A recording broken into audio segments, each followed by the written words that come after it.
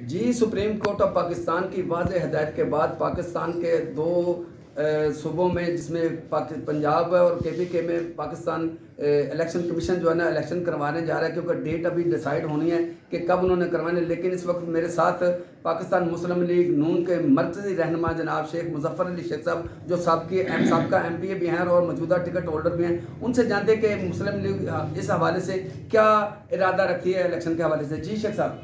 بسم اللہ الرحمن الرحیم. سب سے پہلے تو میں وائس نیوز کا انتہائی مشکور ہوں کہ انہوں نے میرے خیالات کے اظہار کا موقع دیا.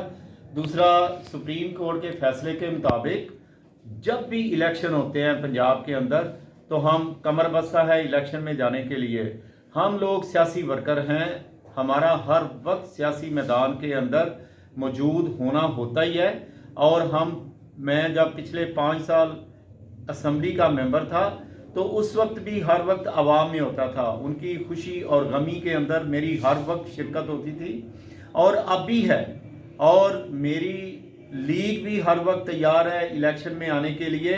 یہ پاکستان مسلم لیگ نون کے ساری دنیا جانتی ہے کہ جب بھی برسر اقتدار آئی، اس نے پاکستان کو نئے نئے پروجیکٹس دیے اور پاکستان کو کہاں سے اٹھا کے کہاں پہ لے گئی. اور آئندہ بھی جب ہمیں موقع ملتا ہے تو انشاءاللہ تعالی پاکستان مسلم لیگ نون کے اندر ہی یہ صلاحیت ہے کہ وہ عوام کی خدمت کر سکے اور ملک کو ان تمام معاشی اور دوسرے مسائل سے اور بحرانوں سے نکال سکے. جی، جیسا کہ آپ نے سنا، ڈاکٹر صاحب کا کہنا ہے کہ پاکستان مسلم لیگ نون ہی واحد وہ جماعت ہے جو پاکستان کے مسائل کا حل جانتی ہے. اور اس حوالے سے انہوں نے کہا کہ جب بھی الیکشن ہوا ہم انشاءاللہ تعالی تمام اپنے وسائل کو بروئے کار لاتے ہیں الیکشن میں جانے کے لیے بالکل تیار ہیں. جی.